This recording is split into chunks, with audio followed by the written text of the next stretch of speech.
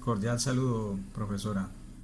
Mi nombre es Alexis Merchán Villalobos, estudiante de teoría de la organización de esta materia. En el desarrollo de la actividad de construcción aplicada número 2, me correspondió hacer la biografía y el análisis de las teorías de Frederick Winslow Taylor. Frederick Winslow Taylor es considerado como el padre de la administración científica y de la organización científica del trabajo. Asimismo, es considerado el precursor de la ingeniería industrial. Taylor nació el 20 de marzo de 1856 en Filadelfia. Era hijo de una familia bastante adinerada. Tuvo que renunciar a la carrera de derecho que estaba realizando por problemas en la visión. En base a eso, ingresó como obrero a la siderúrgica de Filadelfia. Estando desarrollando esta actividad, comenzó a hacer análisis de cada uno de los puestos de trabajo, algo que le sirvió a él para iniciarse en lo que sería su análisis del trabajo y las actividades, además que empezó a administrar un taller también de siderurgia. Él toma en cuenta estas observaciones que hizo en la siderúrgica y saca unas iniciales conclusiones que serían lo que después teorizaría como la administración científica y la organización científica del trabajo. En su punto de vista, él dice que el trabajador en sí es holgazán por dos causas. Una es porque es algo natural para un trabajador ser holgazán. Y segundo, debido a las interrelaciones que hay entre trabajadores, se puede producir que entre un trabajador que es holgazán y uno que es fuerte y efectivo en su trabajo, después de determinado tiempo se haría una cuestión, el gran trabajador o el mejor trabajador, acerca de por qué si desarrollo bien mi trabajo de la mejor manera, a mi compañero que es holgazán recibe el mismo sueldo. Esto pues desestimula el trabajo de los entre compañeros. Estando desarrollando su método, permitió hacer la división del trabajo y la especialización del trabajador. ¿Cómo lo realizó? En dos métodos. Uno es la observación y la medición. Entonces él teoriza organizar a los obreros de acuerdo a sus capacidades. Además de eso, inició a estudiar también la Universidad de Instituto de Tecnología Stevens de la universidad y se especializa en 1883 en ingeniería mecánica. En 1894 se casó con Louise Spooner, que sería su esposa, y de 1890 a 1893 se desarrolla como manager de la manufacturera de Filadelfia. Él desarrolló unos principios de administración del trabajo basado en el tiempo que demoraba cada trabajador realizando una actividad. Estas actividades permitían a él, o este análisis permitía reducir el tiempo que tenían los trabajadores en el desempeño de sus actividades y por ende lograr mayor producción en menor tiempo, que fue sus estudios iniciales. Uno de los objetivos que él tenía, entre los objetivos estaba aumentar la producción, especializar al trabajador en la tarea y eliminar también la confrontación que había entre los intereses del trabajador y de sus empleados. En, en 1911 desarrolla él su libro más reconocido, que son los principios y métodos de la administración científica. Ya habiendo estudiado realizado sus estudios respecto de cómo se divide, se organiza científicamente y se logra o se busca que se pase de lo empírico a lo científico, que todo sea organizado desde los movimientos de los obreros, sean temporizados para aumentar la producción. Todos sus estudios están en este libro, que pues generó un auge en la forma de administrar. Estas teorías llevaron a que las empresas pues vieran en ellas algo para mejorar su producción y su rendimiento.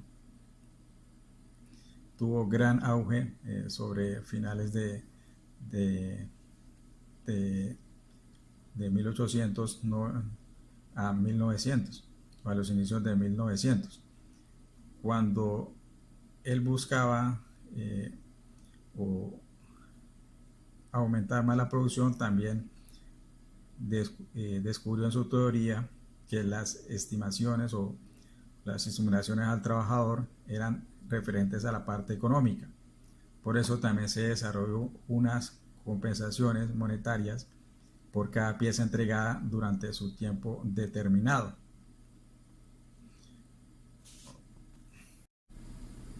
Entre los aspectos más significativos o resaltantes de la teoría de Taylor de la administración científica tenemos la organización del trabajo, eh, el departamento de planeación, las tesis de corte y acero, o las guías de corte y acero, las tarjetas educativas para los trabajadores, pasar de la parte empírica a la división del trabajo con los trabajadores que se especializan en el desarrollo de su función y hacer los cálculos empresariales del tiempo y la producción dentro de la planta. Esos son los aspectos más resaltantes que tienen que ver con la teoría de Frederick Taylor, padre de la administración científica de la organización del trabajo, que tuvo gran vigencia en esa época y que, haciendo referencia también a la actividad, se vio fuertemente criticada, o la crítica de la película de Charles Chaplin de los tiempos modernos, que era una crítica principalmente a las teorías de Frederick Taylor de la administración científica. Se puede ver como en la película el trabajador que interpreta a Chaplin tiene una tarea específica dentro de una planta en la cual hay un capataz que está midiendo el tiempo y la división del trabajo, que aumenta la velocidad de las máquinas, a la cual los trabajadores tienen que responder con más velocidad. Y esa parte es la que se criticó mucho, que convertía a los trabajadores prácticamente en máquinas para poder responder a la velocidad o a la producción. Decían que convertían a los hombres en máquinas dentro de un mismo proceso. Se criticó fuertemente el Taylorismo desde esta película, en el cual él sufre las consecuencias y pierde el conocimiento debido a tantas tareas. En esa época también había exceso de horas de trabajo. La crítica es sobre esas teorías que buscaban el mayor rendimiento a costo del hombre y lo convertían en un hecho mecánico, porque la ejecución de las tareas tendría que ser con movimientos repetitivos que eliminaban los movimientos innecesarios en esas tareas. Hasta el día de hoy, ¿cómo se puede o cuál es la vigencia que tienen estas teorías dentro de las organizaciones de hoy en día?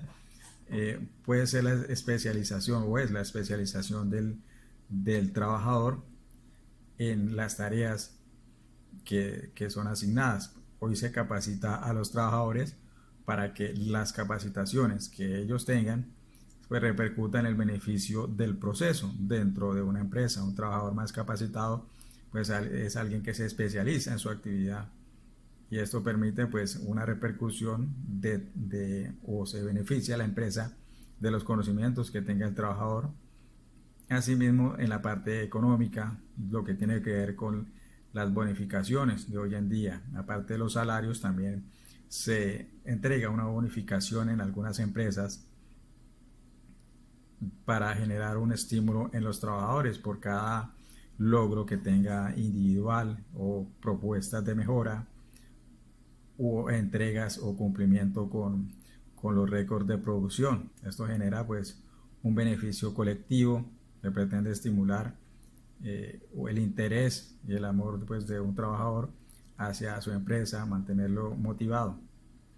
Esas son los grandes aportes que se tienen hoy en día respecto de estas teorías, que en su momento pues lograron un impulso o fue la esperanza de muchas empresas para lograr una mayor producción, pero que también logró mucha crítica por parte de los trabajadores de la industria del cine de esta división del trabajo. Ese es mi aporte y mi análisis, mis conclusiones sobre Frederick Winslow Taylor, el padre de la administración científica y de los estudios de organización científica del trabajo, basado en métodos de observación y tiempo sobre las tareas ejecutadas por los trabajadores, logrando la división del trabajo, la especialización del trabajo de los hombres en su actividad asignada. Fueron las teorías de la administración científica de Frederick Winslow Taylor. Muchas gracias. Bueno, su método o los métodos de Taylor son cuatro principios que son referentes primeramente a la planeación, que busca con el principio de la planeación que el trabajador deje de ser empírico y haya una planeación en la ejecución de su trabajo, y que esta planeación en la ejecución de sus actividades repercuta en la producción. También el segundo principio es el de la preparación, en el cual se seleccionan los trabajadores con más capacidades y se le prepara, se le instruye en el desarrollo o la ejecución de su tarea especial asignada. El otro principio es el principio del control, en el cual debe haber una persona encargada de verificar que las actividades se estén desarrollando de la manera correcta y en el tiempo correcto. Esta figura es la figura de capataz, que tendría que estar pendiente de los trabajadores. Él ejecutaría la parte de control y también en la parte, el principio de ejecución. El cuarto principio es el de ejecución, en el cual ya se desarrolla eliminando las pérdidas de tiempo o los tiempos muertos a los que hace referencia en su libro. Eliminando los tiempos muertos se obtendría una mayor producción. ¿Cuál es el legado de Taylor para la administración? El estudio minucioso de el tiempo y el trabajo. Él tuvo dos variables que fueron la observación y la medición, que le permitió a él disminuir el tiempo de ejecución de las actividades que tenían los trabajadores, ¿Cómo permitió ello? Disminuyendo los movimientos innecesarios y a través del uso de las herramientas adecuadas para realizar esas actividades. Asimismo, también buscó que el trabajador se viera estimulado en la parte económica, pero ello también al hacer que se pagara por cada pieza entregada en un tiempo correcto, los empleadores o los dueños de las fábricas redujeron el precio de las piezas para provocar que los trabajadores comenzaran a trabajar más rápido para más ingresos. Esto pues lo que hizo provocó entre los trabajadores fue un rechazo y directamente también sobre las teorías de Taylor, que pues la consideraban que provocaba estas cosas y generó entre los trabajadores huelgas entre patronos y trabajadores debido a estas apreciaciones. ¿Cómo se desarrolla las ideas de Taylor de la administración científica o la organización científica del trabajo? Él tiene 5 pasos. Inicialmente es escoger entre los trabajadores de 10 a 15 los más aptos para realizar las actividades que se tienen dentro de un proceso o dentro de una fábrica. Segundo, se visualiza qué herramientas se estudian y se mide qué uso de herramientas son las adecuadas para que esos trabajadores desempeñen las actividades que realizan.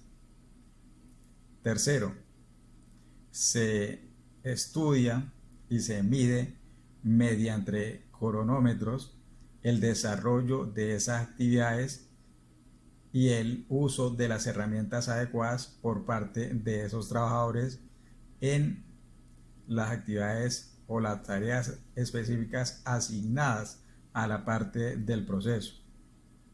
Cuarto, ya revisado los movimientos que realizan y el uso de las herramientas, lo que se hace es eliminar los movimientos innecesarios que él considera en el desarrollo de estas actividades, lo cual permite reducción del tiempo en la ejecución y la producción de sus tareas o su trabajo en la parte de eso. Quinto, es que se repite el mismo proceso con los mismos trabajadores, con las herramientas adecuadas y eliminando ya el tiempo muerto, los movimientos innecesarios que tenían los trabajadores antes de recibir este estudio, o haber realizado este estudio. Ya se desarrolla el proceso eliminando los movimientos, el tiempo muerto, los movimientos innecesarios y con las herramientas adecuadas, lo cual le permite a él un mejor control y un mejor desarrollo en las actividades de estos trabajadores. Esto provoca también que los trabajadores pues tengan un conocimiento más específico de su actividad y se mejora la técnica en la producción, que era lo que buscaba en su idea de pasar de lo empírico a lo científico en la ejecución del trabajo, que permitía también esto, que se calculara el tiempo que una persona producía o requería para la ejecución de un trabajo, la entrega de una pieza, y debido a este estudio del tiempo y entrega, pues se podía calcular cuánto sería la producción semanal, mensual de las fábricas o de las empresas o de la siderúrgica, que era donde él desarrolló sus principales estudios. Esto permitió hacer estos aportes. Estas ideas tuvieron un gran auge en 1910, que fue como el año o la década en que más se vislumbró la administración científica, el método desarrollado por Taylor, de la organización del trabajo. Sobre la década de 1930 ya aparecieron otros pensamientos que hicieron que el pensamiento de Taylor fuera prácticamente obsoleto. También provocó muchos rechazos, sobre todo porque hacía que los hombres se convirtieran en máquinas para operar máquinas. El tiempo cronometrado y la ejecución de las tareas obligaba a eso, a los trabajadores, porque en ese tiempo pues había gran cantidad de cesantes, pero eso fue lo que provocó las teorías de Taylor, quien fallece el 21 de marzo de 1915.